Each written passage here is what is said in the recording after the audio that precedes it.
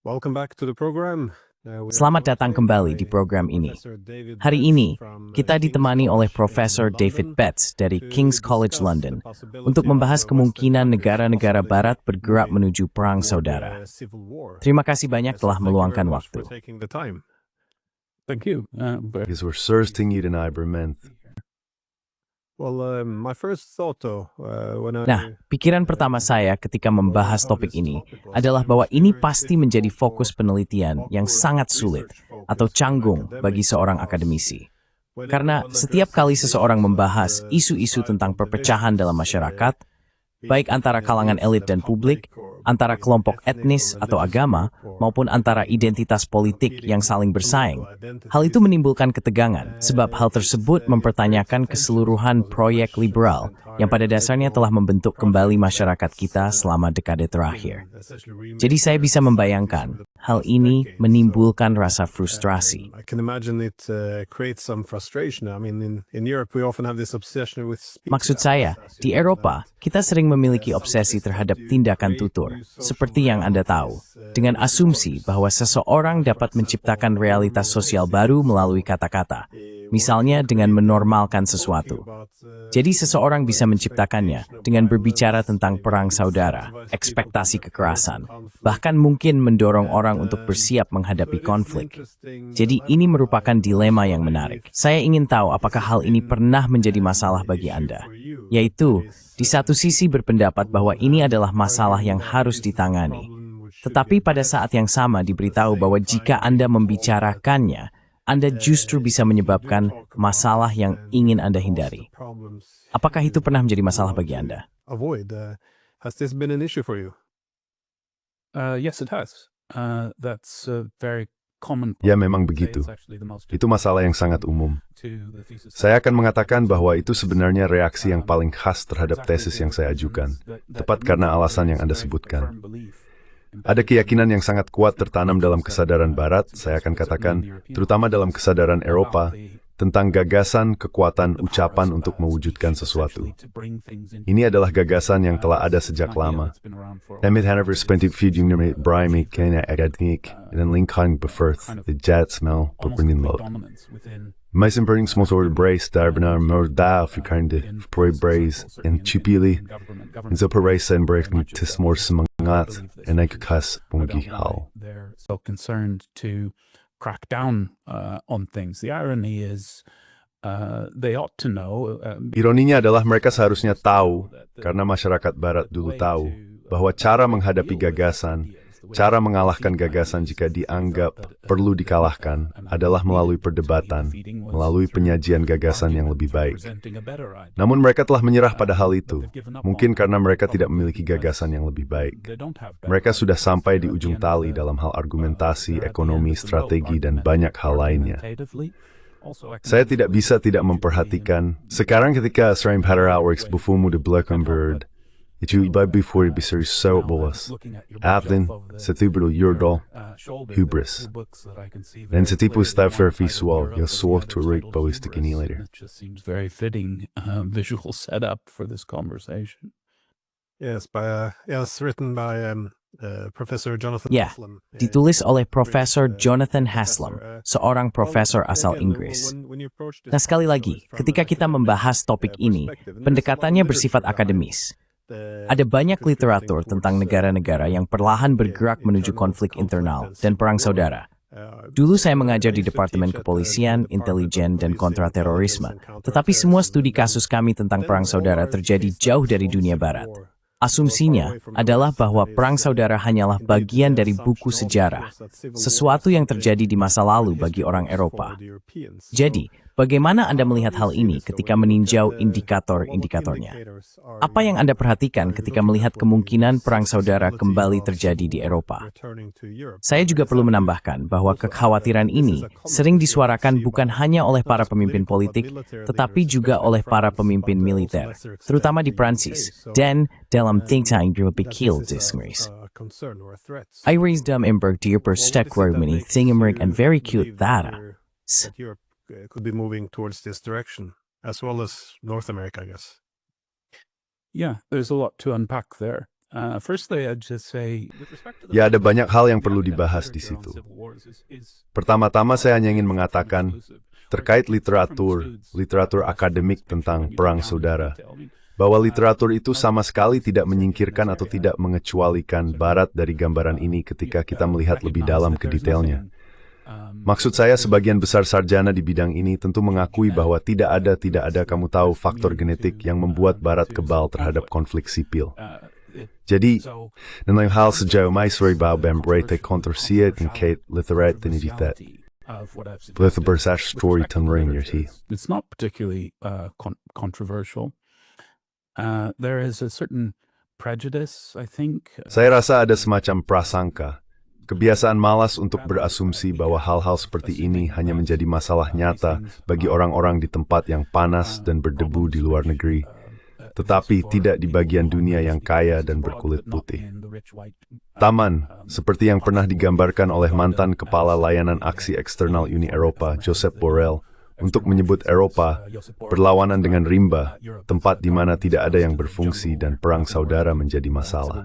Bagaimanapun juga, itu hanyalah prasangka, terus terang saja.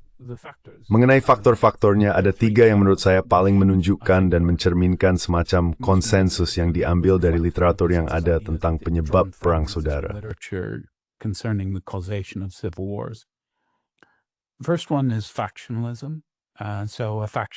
Yang pertama adalah faksionalisme. Sebuah masyarakat yang terpecah ke dalam faksi-faksi jelas rentan terhadap konflik sipil. Saat ini di seluruh dunia barat kita memiliki masyarakat yang sangat terfaksionalisasi. Ini bukanlah isu yang banyak diperdebatkan lagi. Namun saya ingin menambahkan bahwa bentuk faksionalisasi yang sedang kita alami di dunia barat, saya akan berbicara secara khusus tentang Inggris. Meskipun negara lain juga bisa disebut, bukan sekadar faksionalisme, melainkan bentuk khusus yang sangat beracun, yang dikenal sebagai faksionalisme polar.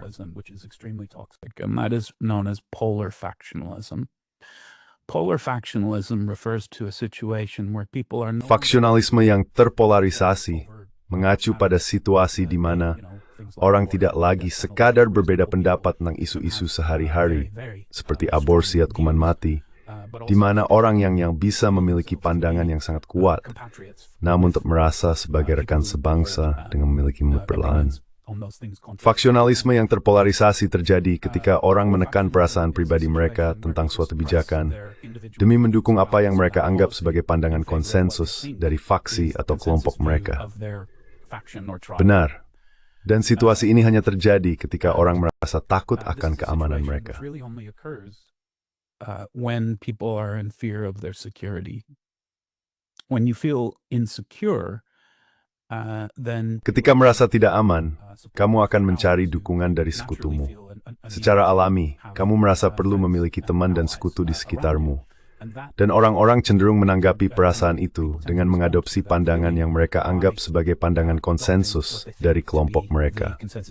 Hal ini memiliki dimensi yang saling memperkuat, seperti banyak hal lainnya, dalam kaitannya dengan faktor-faktor yang akan saya sebutkan. Setelah sebuah gagasan mulai menyebar, gagasan itu cenderung memperburuk situasi faksional yang mendasarinya karena orang-orang menjadi semakin terpecah ke dalam faksi, semakin bersifat kesukuan. Terjadi percepatan jarak antara kelompok-kelompok dan peningkatan ketegangan di antara mereka, untuk meminjam sedikit terminologi Marxis. Faktor besar kedua disebut dalam literatur tentang perang saudara, dengan cara yang agak netral, sebagai penurunan status.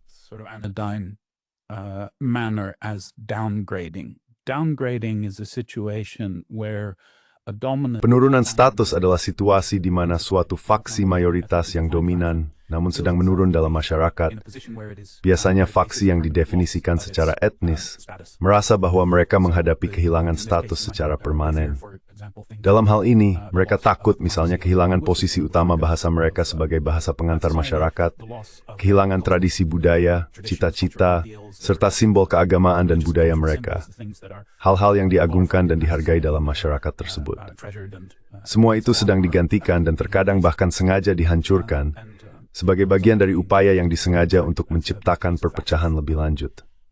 Karena itu, mereka merasa sedang kehilangan status dominan mereka di seluruh masyarakat dalam berbagai aspek, budaya, ekonomi, hukum, sosial, dan sebagainya. Legal, social, and so on. The term for this in more Istilah yang lebih umum digunakan untuk hal ini adalah penggantian, atau menggunakan istilah filsuf Prancis Renaud Camus, penggantian besar. Hingga belum lama ini, frasa tersebut jika digunakan dalam konteks akademis, akan menimbulkan banyak tanda tanya dan membuat orang berpikir bahwa siapapun yang menggunakannya adalah sosok yang agak mencurigakan. Dan memang, harus diakui, di kalangan akademis istilah itu masih dianggap sebagai bentuk pemikiran yang agak ekstrem. Namun, faktanya, di Inggris, per April 2023, menurut sebuah jajak pendapat, sedikit dari 30% populasi percaya hal semacam itu memang sedang terjadi. That such a thing is in fact occurring. So downgrading is the anodyne civil wars causation. Jadi, penurunan adalah istilah yang lebih netral dalam ilmu sosial atau sastra untuk fenomena yang biasanya dibicarakan orang sebagai penggantian.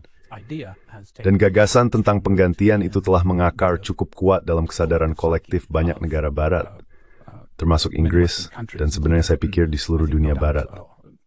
Ada alasan yang sangat jelas untuk hal ini. Sangat nyata dan mudah diukur secara statistik bahwa telah terjadi transformasi demografis yang radikal di masyarakat tersebut melalui migrasi, yang dijalankan sebagai proyek yang digerakkan oleh kalangan elit, sebagian besar bertentangan dengan kehendak publik, seringkali melalui penipuan, dalam arti bahwa tidak ada partai politik, setidaknya dalam konteks Inggris, yang pernah berkampanye dengan platform migrasi massal. Campaign on a platform of mass migration.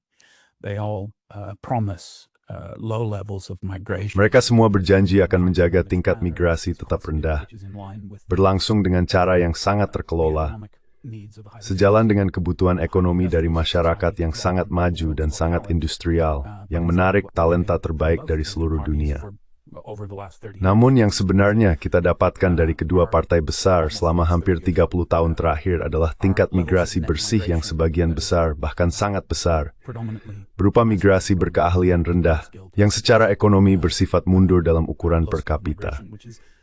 Jadi orang-orang merasa mereka sedang diturunkan atau digantikan, dan ada alasan yang kuat bagi mereka untuk merasa demikian. Dan hal itu merupakan pendorong yang sangat kuat menuju perang saudara. Karena orang bereaksi terhadap itu adalah gagasan yang cukup dipahami dengan baik dalam literatur. Fairly well understood idea in the literature. The third thing follows from hal ketiga muncul dari dua poin sebelumnya, yaitu hilangnya kepercayaan terhadap berfungsinya politik normal sebagai cara yang layak untuk menangani masalah tindakan kolektif. Cara lain untuk mengatakannya adalah dengan membicarakan krisis legitimasi. Ketika dikatakan bahwa suatu negara telah kehilangan legitimasinya, itu mencerminkan keseluruhan sistem politik. Umumnya ini bukan pernyataan yang bersifat partai politik, melainkan tentang persepsi terhadap kemampuan sistem untuk menyelesaikan masalah tindakan kolektif dengan cara yang dianggap adil dan wajar oleh masyarakat. Sekali lagi, data menunjukkan dengan sangat jelas bahwa persepsi terhadap legitimasi di seluruh dunia barat sedang mengalami krisis yang sangat serius. Hal ini dapat diukur dengan beberapa cara yang cukup jelas.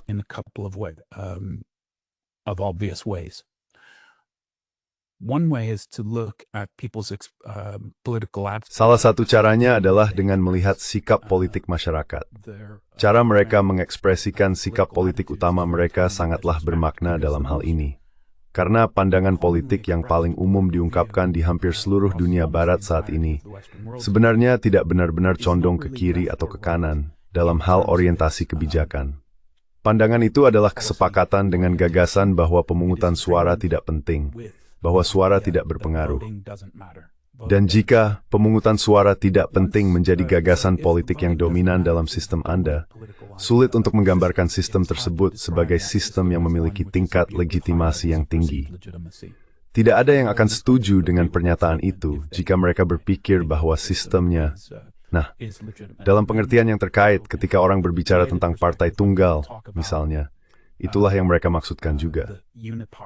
For example, that is also what they're referring to. They're referring to this idea that it doesn't really Mereka merujuk pada gagasan bahwa siapapun yang kamu pilih sebenarnya tidak terlalu penting. Karena pada akhirnya, siapapun yang berkuasa akan menerapkan ide-ide yang umumnya dapat diterima oleh kalangan elit. Dan dalam kasus di mana sikap elit berbeda dari sikap masyarakat luas, dan hal ini hampir selalu terjadi, pendapat elitlah yang menang. Ada sebuah penelitian yang sangat penting, dan menurut saya sangat mengungkapkan Czeslaw Wiehan tentang situasi politik Amerika terkait isu ini. Penelitian itu meneliti ratusan contoh bidang kebijakan di mana pendapat elit berbeda dari pendapat massa. Dan cemenahan satu hal sederhana, apa hasil politiknya? Si Manisi. What was the political result, essentially, who won out? And the finding was essentially... Dan temuan utamanya adalah bahwa hampir 100% dari waktu, kaum elit selalu mengalahkan rakyat biasa.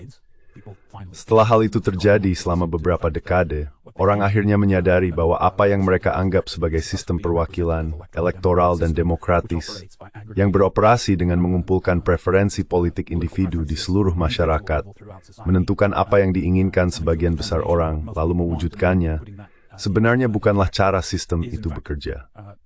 Setelah mereka memahami hal itu, persepsi terhadap legitimasi pun menghilang. Cara lain yang berkaitan untuk memahami apa yang menurut saya mungkin merupakan masalah yang sama, atau bahkan masalah mendasarnya, adalah melalui pengukuran tingkat kepercayaan. Measurements of trust. Trust is supremely important idea. Kepercayaan adalah gagasan yang sangat penting dalam sosiologi.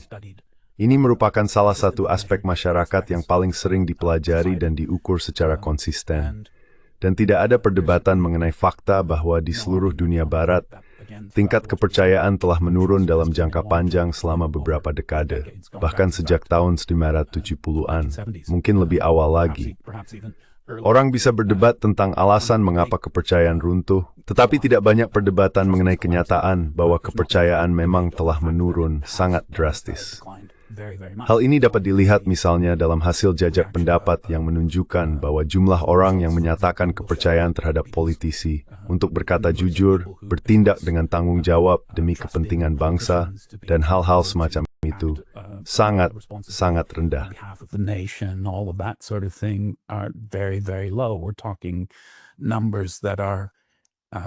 Kita sedang membicarakan angka di kisaran sekitar 10%, kadang lebih rendah. Namun lembaga-lembaga lain juga menghadapi penurunan kepercayaan yang serius, baik itu sistem hukum maupun jurnalisme. Jurnalisme juga berada sangat rendah dalam daftar tersebut. Perkembangan terbaru menunjukkan bahwa bahkan profesi atau lembaga yang dulu mempertahankan tingkat kepercayaan institusional yang cukup tinggi, seperti kepolisian, kalangan rohaniwan, dunia medis, gini sumbermi jurnalitasem. Saya rasa dalam konteks embrace Valentinian polisten sangat penting. Context of the current discussion, very important. People on the Jadi ketika orang-orang biasa dan arus utama menunjukkan tingkat ketidakpercayaan yang tinggi terhadap polisi dan lembaga peradilan, itu juga penting, sangat menunjukkan bahwa masyarakat sedang sakit, masyarakat yang dipenuhi dengan potensi konflik.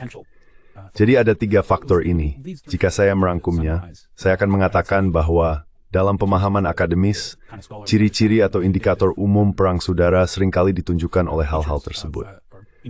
Dan dalam konteks barat saat ini, semua sinya menyalamkan itu berpember in kuning, inarin sembegt, nawal tosenal rag with care to be totering protected. Signals that things have gone wrong. Well, whenever civil war is discussed, Nah, setiap kali perang saudara dibahas, sering diasumsikan bahwa perang itu dimulai dengan penipuan atau manipulasi terhadap kenyataan, disinformasi, atau upaya sengaja merusak kepercayaan. Namun pada titik tertentu, terkadang kurangnya kepercayaan itu muncul, karena kepemimpinan politik memang sudah tidak dapat dipercaya lagi. Sekali lagi, kepercayaan itu baik bagi masyarakat, tetapi menaruh kepercayaan pada tempat yang salah bisa sangat mahal akibatnya. Jadi gagasan bahwa semua orang harus percaya secara buta juga bukan solusi. Namun tampaknya banyak dari frustrasi saat ini terorganisir di sekitar retorika yang mengarah pada misalnya penyebutan globalis, yang menyiratkan para elit politik yang sangat anti-nasionalis dan memeluk multikulturalisme alih-alih budaya pemersatu. Sekularisme radikal yang tidak hanya memisahkan agama dari pemerintahan, tetapi juga dari masyarakat itu sendiri, like Yesus lag dari kekristenan. Itself, more specifically Christianity, it looks often that there's more efforts to Seringkali tampak ada lebih banyak upaya untuk mengurangi peran kekristenan dalam masyarakat. Dan dengan semua ini, tampaknya banyak hal yang sudah bersifat hampir struktural selama beberapa waktu.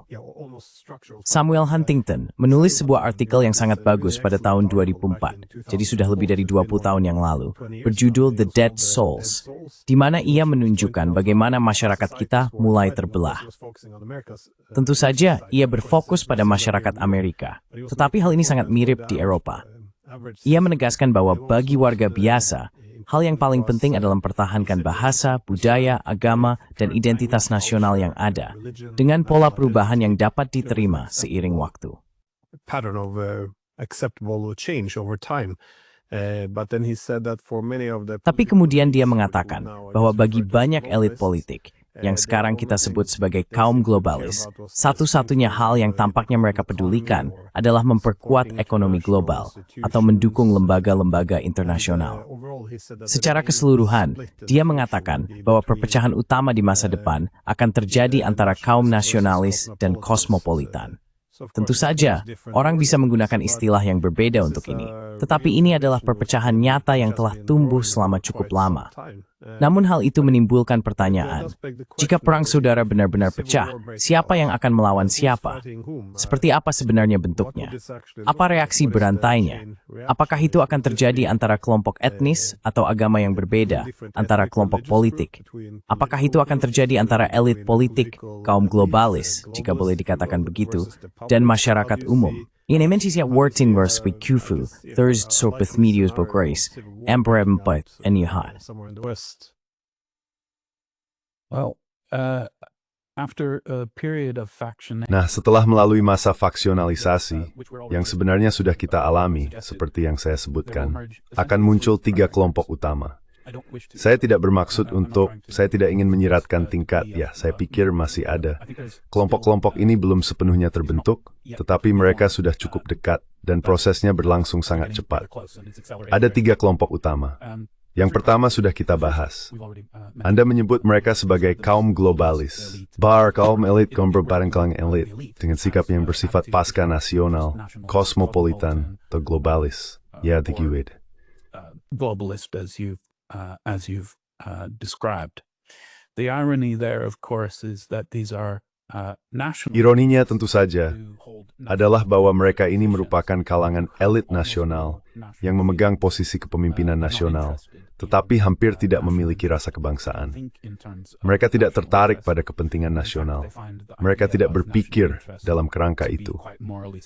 Bahkan mereka menganggap gagasan tentang kepentingan nasional sebagai sesuatu yang secara moral mencurigakan, bahwa orang yang membicarakannya adalah sosok yang agak mencurigakan. Dan penggunaan bahasa semacam itu, bagi para elit ini menunjukkan semacam sifat yang hampir primitif, yang mereka anggap menjijikan. Anda menyebutkan kekristenan. Saya pikir itu hampir pasti merupakan faktor lain. Mungkin juga benar bahwa pandangan mereka bersifat pasca Kristen. Also true that it is a post-Christian. Kaum elit juga sudah pasca Kristen, jadi itu satu faksi. Faksi lainnya adalah komunitas non-pribumi, atau lebih tepatnya komunitas-komunitas yang paling penting adalah populasi Muslim baru, yang terbukti pada dasarnya sulit berasimilasi. Mereka terlalu ambisius, terlalu besar, terlalu kohesif dalam lingkup mereka sendiri untuk ingin berasimilasi. Selain itu, harus diakui bahwa hanya sedikit hal dalam lanskap budaya dan sosial barat saat ini yang menarik di mereka untuk dijadikan tempat berasimilasi. Dan saya pikir banyak non-muslim sikap itu penilaian yang cukup adil. Value the fact in that attitude. It is a fair assessment, but the point is that Tapi intinya adalah bahwa hal itu tidak dapat berasimilasi, yang tentu saja menjadi pendorong gagasan tentang penggantian, yang sudah saya sebutkan sebelumnya. Jadi, ada kalangan elit, ada kelompok non-pribumi, pendatang yang relatif baru, meskipun baru adalah konsep yang cukup fleksibel. Dalam kebanyakan kasus, kita berbicara tentang periode sekitar 30 tahun, dan kemudian ada massa, yaitu penduduk asli, mayoritas yang semakin menurun. Bagaimana hal ini akan berkembang? Nah, jika Anda memahami 3 pihak potensial yang bisa menjadi pihak yang berkonflik ini, maka Anda bisa melihat bahwa kemungkinan besar hal ini akan berkembang menjadi sebuah konflik, di mana aktor utamanya adalah massa penduduk asli, yang kadang disebut sebagai kelas yang berasal dari suatu tempat. What sometimes is referred to as the somewhere class. These are people who are rooted in a place. Ini adalah orang-orang yang berakar pada suatu tempat yang, meskipun telah berpuluh-puluh tahun menghadapi kebijakan pencabutan akar budaya yang digerakkan oleh kalangan elit terhadap budaya-budaya nasional yang dulu ada, masih merasa diri mereka berakar pada suatu tempat, merasa terhubung dengan tanah mereka, sejarah mereka, bahasa mereka, dan sebagainya. Jadi faktor pertama adalah antara massa dan elit, dan hal itu pada dasarnya akan berbentuk pemberontakan kaum tani. Saya tidak menggunakan istilah tani di sini dengan nada merendahkan. Ini adalah istilah yang tepat untuk menggambarkan pemberontakan yang pada dasarnya bersifat konservatif, yang berupaya menghukum kalangan elit karena telah mengubah aturan permainan dengan cara yang merugikan sebagian besar penduduk, massa, dengan cara yang, untuk menggunakan istilah yang kini hampir menjadi klise, tampak sebagai pelanggaran terhadap kontrak sosial. Almost cliched term now, it comes across as a violation of the social contract. So when people talk of Jadi ketika orang berbicara tentang dikhianati oleh kalangan elit mereka, itulah sikap yang mereka ungkapkan. Saya pikir bahwa pada abad ke-21, dalam konteks Eropa Barat, pemberontakan rakyat itu mungkin akan mengambil bentuk sesuatu yang mirip dengan perang kotor bergaya Amerika Latin. Perang kotor adalah sebuah konsep yang muncul dalam literatur dari studi tentang perang saudara kronis dan berintensitas rendah di Amerika Latin. Namun konsep ini dapat demamenetima inform situasi seperti Italia tahun 1970-an dan 1980-an dengan masa tahun-tahun timbal, misalnya konflik Irlandia Utara dan sejenisnya. Ini adalah bentuk perang saudara yang ditandai oleh sifat kronisnya. Wibu tingkat kekerasan perasaan dan dismolida. essentially low levels of chronic violence. And that violence typically taking the form of things like assassination. Dan kekerasan itu biasanya berbentuk hal-hal seperti pembunuhan, penculikan, pemukulan sebagai hukuman, kampanye pelecehan, dan sejenisnya, yang umumnya ditujukan pada kalangan elit. Jadi misalnya contoh klasik yang banyak orang kenal, pikirkan tentang Brigade Merah di Jerman, yang menculik dan menyandera para industrialis Jerman misalnya. Jadi akan ada jenis aktivitas seperti itu yang pada dasarnya dirancang dalam istilah strategis untuk menghukum kalangan elit, bukan untuk menggantikannya, tetapi untuk memaksanya menjalankan fungsi elitnya dengan cara yang nilai massa sebagai tindakan yang kembangkan ke pembalikatan nasional. National interest again. The second vector is Vektor kedua bersifat antar suku atau antar etnis. Dan hal itu, sekali lagi, dalam konteks Eropa Barat abad ke-21, kemungkinan besar akan mengambil bentuk yang, menurut saya, terutama ditandai oleh dimensi pedesaan versus perkotaan. Akan muncul kantong-kantong etnis yang sangat jelas, yang akan semakin terkonsentrasi menjadi massa yang lebih besar, dan kemudian akan dikepung, bukan melalui cara-cara militer konvensional, tapi melalui aksi paramiliter yang berfokus, terutama pada sistem penunjang kehidupan, pada infrastruktur, pada dasar. on infrastructure. Essentially, the most obvious and classic way. Bentuk serangan infrastruktur yang paling jelas dan klasik dalam konteks pengepungan adalah terhadap sistem distribusi pangan. Namun dalam konteks abad ke-21, kita berbicara tentang berbagai macam kebutuhan yang sangat luas agar kota dapat terus berfungsi sama sekali. Kebutuhan itu terutama mencakup tenaga listrik, gas, dan jaringan transportasi, terutama jaringan transportasi untuk logistik pangan. Semua ini sangat mudah menjadi sasaran dalam kondisi perkotaan modern. Ini merupakan aspek yang sangat jelas dari cara masyarakat kita secara alami membentuk dirinya. Kota bergantung pada infrastruktur yang berada di luar dirinya dan harus disalurkan ke dalam. External to the cities and has to be transmitted into them. It's very difficult to guard this stuff. It's very sangat sulit untuk menjaga hal-hal seperti ini. Penyebarannya sangat luas. Seringkali juga cukup rapuh, meskipun ukurannya besar. Dan kita sebenarnya tidak terbiasa memikirkannya, apalagi melindunginya. Karena dalam masyarakat yang berfungsi normal, tidak akan ada yang menyerangnya. Kamu tahu, tidak, itu akannya, tapi hal itu memberi beban besar pada dua kata ini, berfungsi normal. Dalam masyarakat yang berfungsi tidak normal, di mana ada logika strategis yang sepenuhnya masuk akal untuk menyerang hal-hal seperti ini, serangan bisa dilakukan dengan jumlah orang yang sedikit dan sumber daya yang terbatas.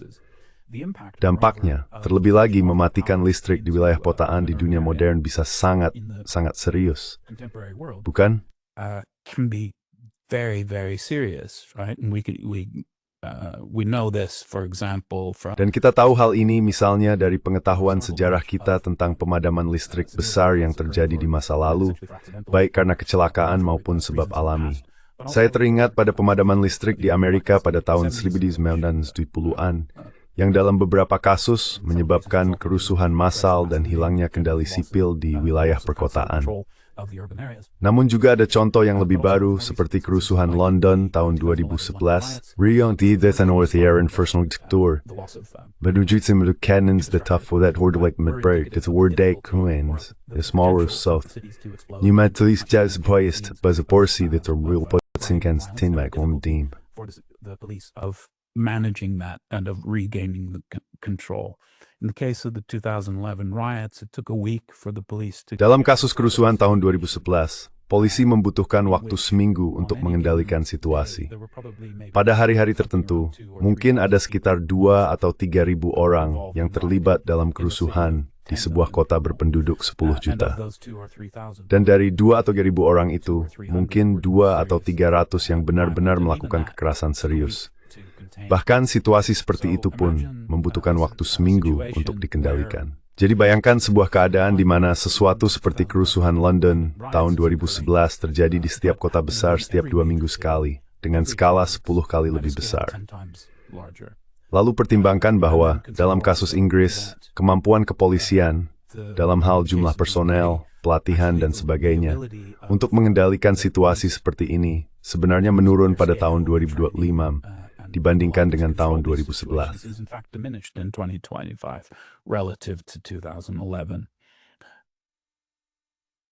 Let me ask last question because Izinkan saya mengajukan satu pertanyaan terakhir, karena saya ingat Eric Hobsbawm. Ia menulis pada awal tahun 1990-an bahwa seluruh proses pembangunan bangsa yang telah membuat penduduk menjadi homogen, yang mengubah para petani menjadi orang Prancis dan para migran menjadi orang Amerika, telah mulai berbalik arah. Dan itu terjadi 35 tahun yang lalu. Apa yang kita lihat sekarang di AS tentu saja adalah berbagai jajak pendapat yang menunjukkan bahwa ekspektasi terhadap kekerasan politik meningkat hampir dari tahun ke tahun. Anda menyebutkan bahwa situasinya semakin memburuk, bahwa kecepatannya meningkat. Ini bukan tanda kecil yang bisa diabaikan. Tanda bahaya seharusnya sudah terlihat sejak lama. Namun apakah semua ini masih bisa dibalik, atau kita sudah melewati titik tanpa jalan kembali? Dengan kata lain, Ramatis we spickered, the smorton smartabolid best step worth. Do you think a civil war actually would come at this point now? Yes. That's what I think. I don't think it can be reversed. Ya, itu yang saya pikirkan. Saya tidak berpikir hal itu bisa dibalik. Jika yang dimaksud dengan dibalik adalah sepenuhnya dihindari, kemungkinan itu sudah lewat. Jika kamu bisa menciptakan mesin waktu dan kembali ke tahun 2000, dalam konteks Inggris, mungkin tahun 2011 atau 2012, sebelum gelombang migrasi era Boris membawa 10 juta orang baru, itu akan menjadi langkah yang bijak. Ada seorang sarjana yang sangat penting, Paul Collier, yang menulis sebuah buku yang diterbitkan pada tahun 2012. Itulah sebabnya saya menyebut tahun itu berjudul Exodus. Buku itu merupakan kajian tentang dampak migrasi massal terhadap negara pengirim dan penerima. sebuah buku yang sangat terukur dan penuh pertimbangan, di mana ia menyimpulkan dengan cukup sederhana bahwa migrasi massal adalah ide yang buruk. Quite simply, mass migration was a bad idea. Don't do it. It's harmful. Dia mengatakan bahwa hal itu merugikan baik bagi masyarakat pengirim maupun masyarakat penerima. Cara dia memahami dampaknya terhadap masyarakat penerima, terutama melalui pengaruhnya terhadap modal sosial. Di sini dia menyinggung apa yang saya bicarakan sebelumnya, hal-hal seperti kepercayaan dan legitimasi. Ini adalah gagasan-gagasan yang saling berkaitan. Jadi dia pada dasarnya membahas dampaknya terhadap modal sosial. Dan ia banyak mengacu pada karya sosiolog Amerika terkenal Robert Putnam, sosok yang dianggap sebagai besar dalam sosiologi, yang juga menulis secara kritis tentang dampak merusak dari keberagaman terhadap modal sosial. Social capital.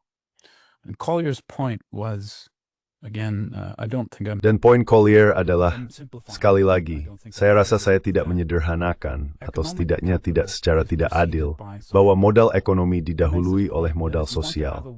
Ia menegaskan bahwa jika kita ingin memiliki masyarakat yang makmur, hal terpenting bukanlah minyak, berlian, emas, atau hal-hal semacam itu. Semua itu memang membantu tentu saja, tetapi yang paling penting adalah tingkat kepercayaan yang tinggi. Kita bisa menemukan banyak masyarakat yang memiliki banyak emas, matter, rare brazen, thalatecton. Factor tujuh the point that distinct Wintingius. Is the high levels of trust or the high levels of social capital. So to the extent that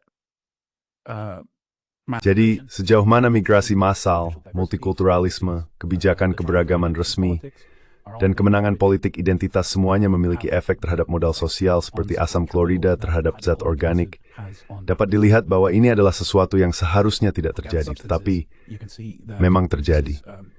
Dan konsekuensinya kini sudah tertanam begitu saja. Mungkin yang bisa dilakukan adalah mengurangi sebagian dampak dari apa yang kemungkinan akan terjadi. Itulah yang secara pribadi saya dorong agar dilakukan oleh pemerintah, terutama lembaga keamanan, tetapi juga di berbagai kementerian, untuk mempertimbangkan apa yang mungkin terjadi dalam konteks konflik sipil, dan bersiap untuk mengurangi sebagian dari dampak tersebut.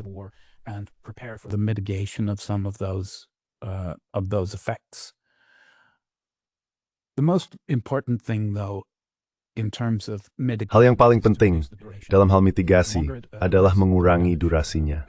Semakin lama berlangsung, semakin besar kerusakan yang akan terjadi. Jadi singkatnya, untuk menjawab pertanyaan Anda, saya tidak berpikir hal itu bisa dihindari. Dan hal terbaik, jika memang tidak bisa dihindari, adalah membuatnya sesingkat mungkin. Jika saya boleh membuat perumpamaan, saya akan mengatakan ini seperti gigi yang bernanah dan harus dicabut. Anda tentu tidak ingin gigi itu dicabut perlahan selama 12 jam. Anda ingin pencabutan yang cepat dan tegas. Dan menurut saya, itulah situasi kita sekarang. Jalur keluar politik sudah terlewat. Konsekuensinya pada dasarnya sudah tiba. Situasinya akan semakin cepat berkembang. Orang-orang harus bersiap karena ini akan menjadi perjalanan yang penuh gejolak. Brace, because it is going to be a wild ride. Yeah, it is interesting. Ya, itu menarik. Kamu menyebut Robert Putnam karena dia menulis Bowling Alone, yang seharusnya diajarkan di setiap kelas sosiologi. Menurutku dia bertindak sedikit berlawanan dengan instingnya, karena tampaknya dia agak liberal. Tapi dia juga menyadari bahwa kelompok atau masyarakat yang lebih homogen cenderung memiliki tingkat kepercayaan yang lebih tinggi. Dan kamu tahu, kita bahkan bisa melakukan studi kasus. Misalnya, jika kamu melihat kasus desersi dan perang, jika ada sawan militer di mana para anggota berasal dari desa yang sama dan beruth hampir sebaya, akan ada lebih sedikit desersi, ternyata mereka kembali ikatan yang lebih kuat. Dan ini sedikit berkaitan dengan sifat dasar manusia. And this goes a little bit in human nature, that is, we reproduce the group, which means... Artinya, kita mereproduksi kelompok tersebut, yang berarti kita lebih mungkin membentuk ikatan kepercayaan ini. Dan sekali lagi, saya pikir itu juga merupakan kesimpulan dalam Bowling Alone. Ini adalah argumen tandingan terhadap gagasan kekuatan dalam keberagaman. Semakin beragam suatu masyarakat, semakin sedikit modal sosial yang ada. Lebih sedikit kemurahan hati, lebih sedikit kepercayaan. Ia juga menunjukkan bahwa lebih sedikit demokrasi. Orang cenderung lebih jarang memilih, lebih jarang mengenal tetangga, dan lebih jarang mempercayai tetangga mereka. Jadi hal ini cukup menarik. Namun seperti yang mulai kita bahas, ini seringkali merupakan argumen yang sangat sulit untuk disampaikan. Karena saya merasa kita telah membentuk ideologi dalam masyarakat kita, di mana ada kebenaran tertentu yang tidak boleh dipertanyakan dan banyak kebijakan liberal, seperti migrasi, tidak boleh dipertanyakan. And it's empty. It's completely empty. Itu adalah sebuah dogma dan itu kosong, benar-benar kosong, dan buktinya sangat meyakinkan. Seperti yang kamu sebutkan, Putnam sendiri adalah contoh sempurna dari hal ini.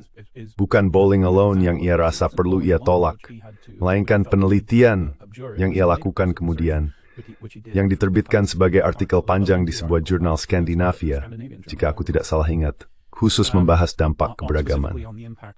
Di Tatstority Devascator the Botru through Jarek Minelitian Publicly distanced himself from his own research afterwards, but I think the way he did that was very. Tapi saya pikir cara dia melakukannya sangat menarik, karena dia pada dasarnya berkata, pada akhirnya hal-hal yang saya temukan sangat mengkhawatirkan.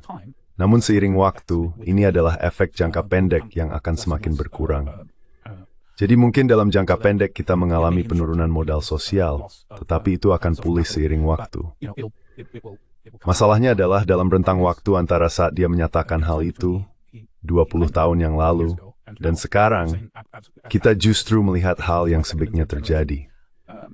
Migran generasi kedua dan ketiga menunjukkan tingkat keterasingan dan permusuhan yang lebih tinggi terhadap tanah air baru mereka dibanding generasi pertama.